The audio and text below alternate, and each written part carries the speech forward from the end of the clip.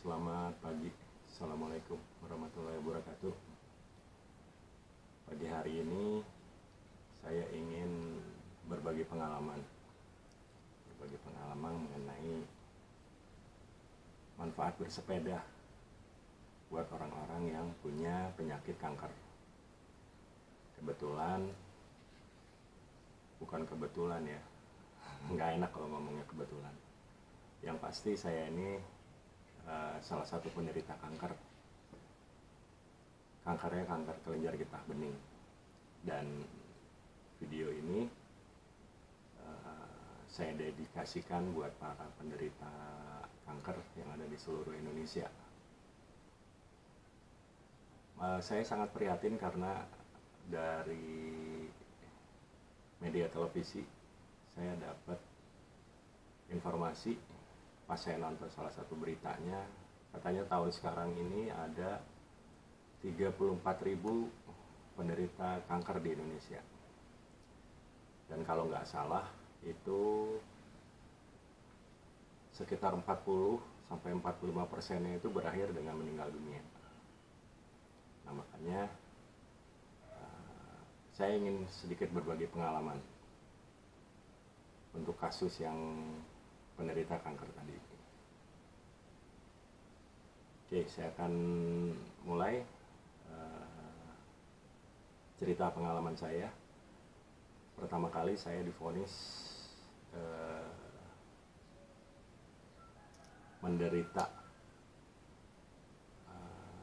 kelenjar getah bening stadium 3 itu tahun 2003 oleh Rumah Sakit Boromius Bandung.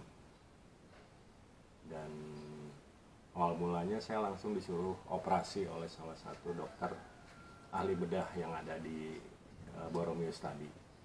Karena awal mulanya saya langsung konsultasi dengan dokter ahli bedah. Saya diminta langsung untuk operasi dan mengikuti kemo sebanyak 6 kali. Saya masih ingat dokter yang merawat saya itu bilang bahwa kebetulan saya itu masuk ke Boromiusnya nggak lama dengan almarhum Ustadz Gito Rolis. Dan almarhum itu sudah langsung menjalankan kemoterapi pada saat itu. Tetapi karena terus terang saya punya ketakutan dengan ruang operasi dan ngelihat alat-alatnya, sehingga akhirnya saya nggak mau. Saya nggak mau untuk dioperasi. Alasan pertamanya itu saya takut. Alasan keduanya, pada saat itu dokter yang bersangkutan menyebutkan nominal yang harus saya sediakan untuk menjalankan kemoterapi tadi. Ya terus terang, pada saat itu tabungan saya untuk mengikuti 6 kali terapi, 6 kali kemoterapi nggak cukup. Jadi saya pikir waduh, beresiko buat kesehatan saya dan beresiko buat dapur saya gitu. Sehingga akhirnya dari situ saya tolak untuk dioperasi dan saya ganti dokter ceritanya. Saya ganti dokter ke salah satu dokter yang masih ada di Boromius juga, itu dokter internis. Dan dokter tersebut menjanjikan ke saya untuk bisa menyembuhkan saya tanpa operasi dengan melakukan pengobatan dengan cara mengkonsumsi obat paling lama sekitar 1 tahun. Dan akhirnya saya coba jalanin itu dengan dokter internis tadi. Saya masih ingat dalam 1 hari itu saya harus mengkonsumsi obat 9 macam untuk menyembuhkan penyakit saya. Belum jadi kanker pada saat itu, saya masih divonis stadium 3. Kemudian saya ikuti saran dari dokter internis tadi selama kurang lebih 1 tahun, tentu saja dengan biaya yang buat saya tidak murah gitu. Karena saya harus nebus obat setiap minggu, dan itu saya jalankan selama 1 tahun. Saya masih ingat sekali nebus obat untuk 1 minggu itu kurang lebih sekitar 2 juta rupiah pada saat itu, 2003. Walaupun berat, tapi ya saya cobalah, karena memang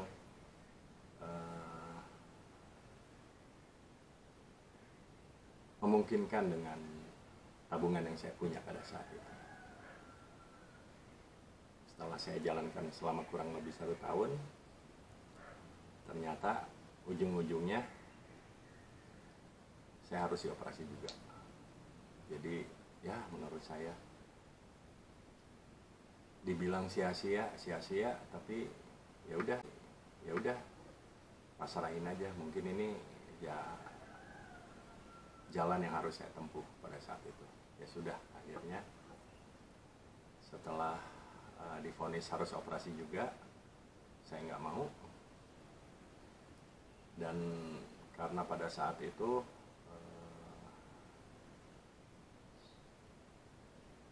keuangan saya pun sudah mulai goyang, akhirnya saya memberanikan diri, penyakit tidak saya rasa, saya merantau untuk bekerja.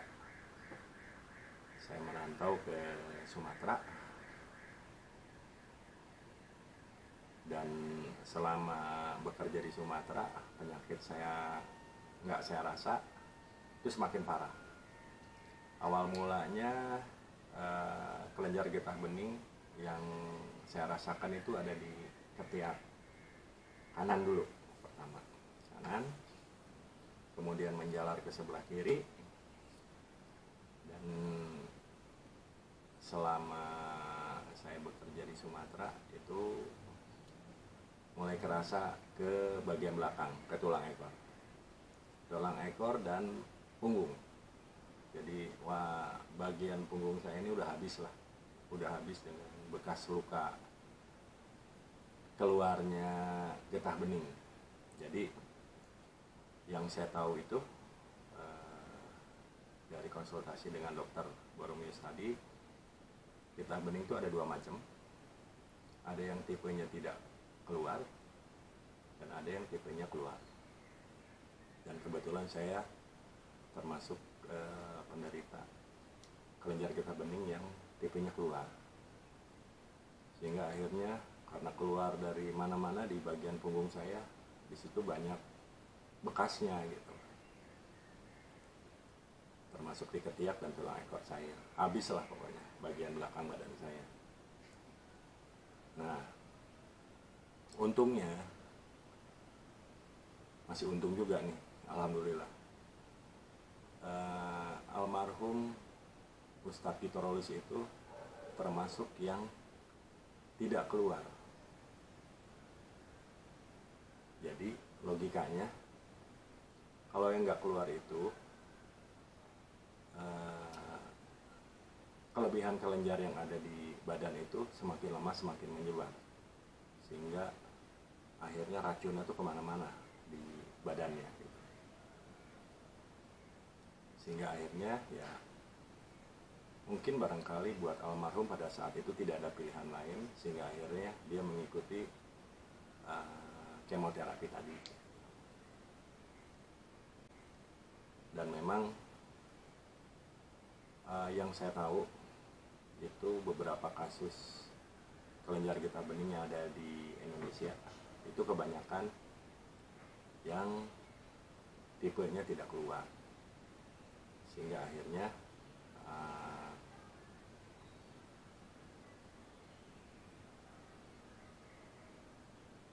virusnya itu cepat menyebar, di badan. Dan pada saat saya berobat di ahli bedah tadi, itu saya ada satu pengalaman yang alhamdulillah akhirnya membantu juga kondisi badan saya bertahan sampai sekarang. Barangkali si dokter ahli bedah itu menyangka benjolan yang ada di ketiak saya itu sebagai bisul. sehingga akhirnya tanpa dibius itu pada saat pemeriksaan awal ketiak sebelah kiri saya itu ditusuk sama gunting, dan sampai sekarang itu bolong ketiak saya tuh, bolong.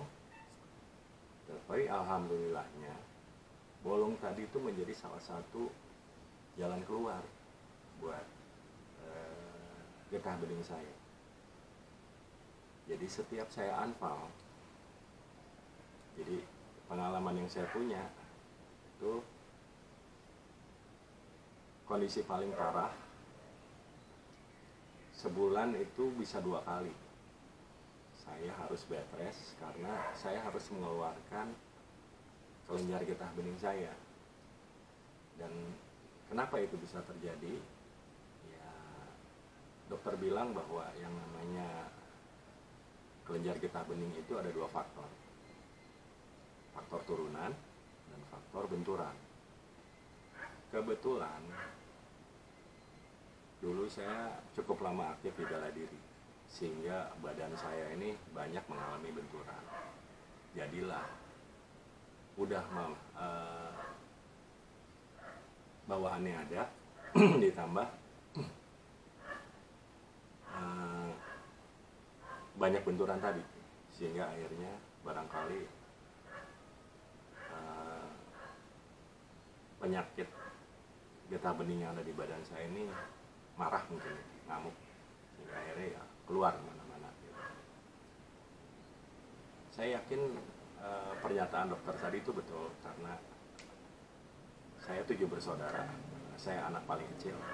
Semua kakak-kakak saya pun bisa dibilang basic. Baik, lanjut ke cerita tadi maksudnya. Saya punya satu pengalaman yang cukup berharga buat saya sampai dengan saat ini gitu ya. Ceritanya saya pernah coba-coba untuk minum obat herbal yang dijual umum, yang katanya itu sudah banyak berhasil bagi para pengkonsumsinya itu untuk menyembuhkan segala macam kanker. Jadi pada saat saya coba obat itu, saya beli dan saya konsumsi itu yang seharusnya untuk 10 hari, tetapi baru masuk hari keempat ternyata saya mengalami keracunan, sehingga akhirnya muka saya tuh bengkak. Muka saya bengkak udah kayak habis digebukin satu kampung, sehingga akhirnya waduh, saya coba untuk berobat ke UGD Rumah Sakit Hermina Arca Manik. Pada saat dibawa ke UGD tengah malam itu diperiksa oleh dokter jaga, itu katanya nggak ada apa-apa, tapi saya disarankan untuk berobat ke dokter spesialis internis besok harinya. Dan besok harinya saya datang ke Hermina lagi dan berobat. Dokter yang meriksa saya itu sampai kaget, wah Pak, ini kenapa? Saya bilang nggak tahu, ada kemungkinan saya keracunan dok. Ya nih sepertinya Bapak keracunan, jadi saya harus gimana? Saya pengen kembali normal lah.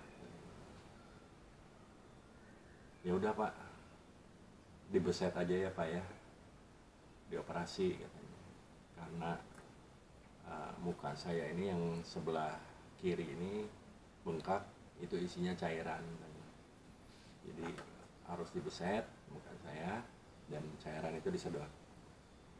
Saya bilang saya nggak mau, saya takut. Selain takut, saya juga nggak punya uang pada saat itu. Saya bilang, ada alternatif lain nggak? Saya tanya ke dokter. Terus dokter itu bilang, ya udah, alternatif terakhirnya gini Pak, saya kasih obat terbaik untuk mengobati luka Bapak, tapi kalau dalam 4 hari tidak ada perubahan, buat kebaikan Bapak juga, Bapak harus operasi. Oke, saya bilang, kita coba dok selama 4 hari. Ya udah, dengan keberanian yang ada saya terima tantangan untuk minum obat selama 4 hari. Dan begitu mulai hari pertama, bismillah, saya udah niat, selain saya dibantu minum obat, pokoknya saya pengen selama 4 hari ini saya bersepeda sambil berjemur tengah hari bolong. Akhirnya itu saya lakukan. Saya keluar setiap hari dari jam setengah 10, kemudian keliling-keliling kota, kemudian saya pulang naik ke Auligar dengan kondisi jalan nanjak, itu minimal jam setengah 12 siang. Dengan logika sederhana saya, mudah-mudahan cairan yang ada di muka saya ini kalau saya berjemur sambil saya bersepeda itu nguap lah gitu ya. Ya udah, dengan berbekalkan keyakinan sederhana tadi saya jalanin semangat. Hari pertama, hari kedua, walaupun rasanya luar biasa karena saking bengkaknya itu posisi otak juga akhirnya keganggu gitu. Jadi wah, rasanya aneh aja gitu, aneh banget. Dan selama saya melakukan perjalanan selama 4 hari tadi, sebelum berangkat saya tutup pakai perban karena saya nggak mau orang ngelihat saya itu kasihan gitu. Karena memang bener-bener muka itu aneh bentuknya, kayak habis dipukulin sekampung aja gitu. Muka tuh nggak berbentuk gitu. Tutupin perban, turun, bismillah gitu. Sambil saya berdoa, ya saya bilang, ya Allah saya pengen sembuh tapi saya nggak mau dioperasi, saya takut dioperasi. Terus sambil niat, sambil berdoa gitu, sebisa-bisanya sambil sepedahan. Hari pertama, hari kedua, hari ketiga mulailah terasa ada perubahan. Yang tadinya bengkak sini, si bengkaknya mulai bergeser ke belakang. Dan itu hari kedua sudah mulai ada pergeseran. Dan hari ketiga itu bengkak muka saya, cairan itu kumpul semua di belakang telinga saya sampai sebesar bola pingpong, ngumpul semua di sini. Tapi ini saya sudah mulai kembali, bentuknya kembali ke normal lah. Dan hari terakhir, hari keempat, alhamdulillah setelah panas-panasan tadi, saya pulang ke rumah dengan kondisi ini. Saya tanya ke istri, gimana ini, mateng nggak? Mateng banget katanya. Pulang ke rumah, saya mandi pakai air panas. Itu dari benjolan tadi keluarlah getah bening.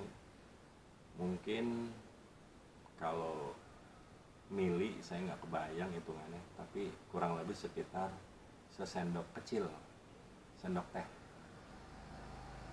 sendok kecil aja ya pokoknya, yang buat kalau kita minum teh atau kopi ya. Nah segitu tuh, nggak tahu berapa mili. Terus sambil saya mandi pakai air panas, saya keluarin, dapatlah segitu. Dan setelah beres saya mandi, saya tidur. Dan alhamdulillah setelah tidur siang dulu, kemudian tidur malam, besok paginya itu udah hilang semua, udah rata. Sehingga akhirnya wah alhamdulillah nih, benjolannya udah hilang, udah rata. Ya udah, karena udah janji harus kontrol lagi ke dokter, ya saya kontrol kan. Saya pergi, saya kontrol lagi. Begitu ketemu dokternya sampai heran, Pak, ini udah hilang Pak sama sekali. Bapak ngapain? Diapain sama Bapak? Saya bilang, saya nggak ngapa-ngapain dok. Jadi apa yang Bapak lakukan selama 4 hari ini selain minum obat dari saya? Ya selain minum obat, setiap hari saya sepedahan dan saya paskan saya pulang ke rumah dengan kondisi jalan yang harus nanjak, itu tengah hari bolong, minimal jam 11:30 siang. Terus itu saya lakukan rutin selama 4 hari. Wah, hebat ya Pak ya, dengan sepedahan dan dengan berjemur akhirnya ini penyakit Bapak hilang. Ya, saya bilang alhamdulillah. Dan dari kejadian itu si dokter juga sampai setelah menangani saya juga ikut sepedahan. Cuma memang dari jenis sepedanya beda. Dokter tadi, saya juga pengen sepedahan Pak, tapi saya sih punyanya sepeda lipat, saya pakai sepeda lipat aja dengan kondisi ringan-ringan. Ya, silahkan Pak. Ya, kerasa sama saya sih enak kok ke badannya. Dan kita juga sempat janjian untuk sepedahan bareng pernah. Nah, dari pengalaman tadi saya yakin banget kalau semua jenis penyakit walaupun itu kanker, saya yakin bahwa kita punya antibodi dikasih sama Allah. Satu, badan kita punya antibodi. Yang kedua, obatnya menurut saya ya, sederhana, semua sudah ada di alam. Ya, karena saya punya pengalaman yang saya ceritakan tadi, salah satu obat mujarabnya adalah matahari. Dan untuk penderita kanker berat seperti saya, mataharinya harus di jam tengah hari bolong. Ya, pas lagi panas-panasnya. Logika sederhana saya, daripada saya harus kemo, saya milih saya sepedahan kondisi tengah hari bolong dan nanjak. Menurut saya panasnya sama dan ya dampaknya ke badan menurut saya lebih bagus, lebih alami, karena nggak ngerembet, nggak kayak dibantu kalau kita minum obat kimia. Itu kan biasanya ada juga yang berdampak ngerembet kemana-mana. Kalau ini sih enggak, alhamdulillah, paling cuma kulit aja gosong, jadi keling kitanya. Dan ya kalau bicara masalah badan jadi kurus ya kayaknya sama juga gitu, pasti akan kurus, badan akan habis sama dengan berobat secara medis juga gitu. Jadi dengan adanya video pengalaman saya ini, mudah-mudahan teman-teman yang punya penyakit yang sama dengan saya ataupun penyakit-penyakit berat lainnya, mudah-mudahan ini menjadi inspirasi buat teman-teman semua dan menjadi penyemangat bahwa yuk ya sama-sama kita lawan kanker gitu, khususnya. Dan cara melawannya ya nggak harus juga dengan biaya yang besar, hanya cukup dengan disiplin dan kemauan yang keras. Alhamdulillah saya rasakan saya masih bertahan 20 tahun setelah saya divonis awal terkena kanker kelenjar getah bening. Dan ya cara yang saya lakukan menurut saya sih sederhana kok, nggak sulit dan nggak mahal. Dan sampai sekarang saya hampir setiap hari bersepeda, dan saya nggak berani kalau bersepeda sekarang itu turun terlalu pagi gitu ya. Saya selalu berpatokan saya mulai bersepeda setelah matahari keluar, dan saya tidak boleh menghindari matahari tengah hari bolong. Itu aja lah prinsipnya gitu. Walaupun kemarin kan sempat panas ekstrim, ya tetap saya jalanin. Ini juga sih beda juga pada saat cuaca ekstrim kemarin, tapi ya menurut saya semua pasti ada hikmahnya lah buat badan saya gitu. Makanya terus saya pertahankan untuk terus sepedahan sambil panas-panasan. Dan saya setiap hari ini sepeda yang saya pakai, sepeda ini saya pakai untuk beraktivitas setiap harinya kemana-mana.